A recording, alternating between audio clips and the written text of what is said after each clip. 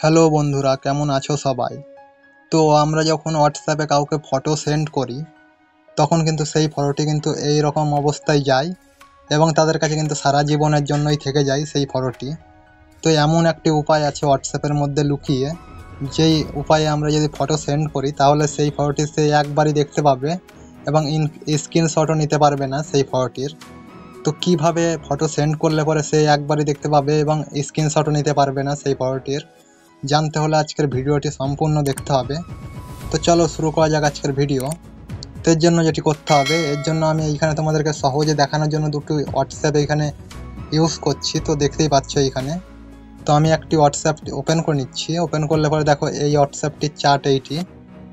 তো এইখান থেকে ফটো অপশানে চলে আসবা, এইখান থেকে দিয়ে এইখানে গ্যালারি অপশানে ক্লিক করবা। যেই অপশানে ফটো সেন্ড করলে পরে তোমাদের ফটোটি কিন্তু একবারই সে দেখতে পারবে এবং সেই স্ক্রিনশটও নিতে পারবে না। সেই উপায়ে ফটো সেন্ড করার জন্য এখানে হোয়াটসঅ্যাপের গ্যালারিতে চলে আসবা। আসার পরে এইখান থেকে একটি ফটো সিলেক্ট করে নিবা। সিলেক্ট করার পরে এইখানে নিচেই দেখো একটি অপশান রয়েছে এইখানে ওয়ান।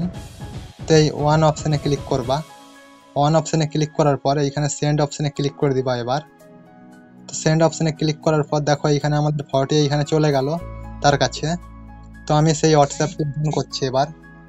তো আমি এই হোয়াটসঅ্যাপটি ওপেন করলাম। ওপেন করার পর দেখো এইখানে আমাদের ফটোটি চলে আসলো, এই যে দেখতে পাচ্ছ। এই রকম করে কিন্তু আমাদের ফটোটি আসবে তার কাছে।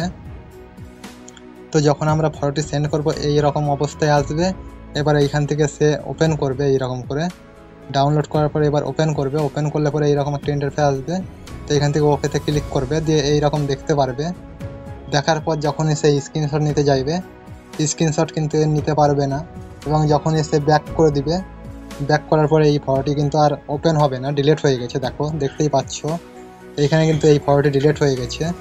তো এই রকম করে কিন্তু তোমরা তোমাদের ফটো গ্যালারির থেকে শেয়ার করতে পারবো। কাউকে যদি দেখাতে চাও তোমাদের পার্সোনাল ফটো, এই রকম করেই কিন্তু তোমরা শেয়ার করতে পারো। তো এই রকম করে শেয়ার করলে পরে সে একবারের বেশি দেখতে পারবে না এবং স্ক্রিনশটও নিতে পারবে না। তো এই ছিল আজকের ভিডিও। ভিডিওটি কেমন লাগলো কমেন্ট করে জানাও এবং ভিডিওটি ভালো লাগলে লাইক করো। চ্যানেলে যদি নতুন দর্শক হয়ে থাকো তো সাবস্ক্রাইব করে পাশে বেলটি অন করে দাও।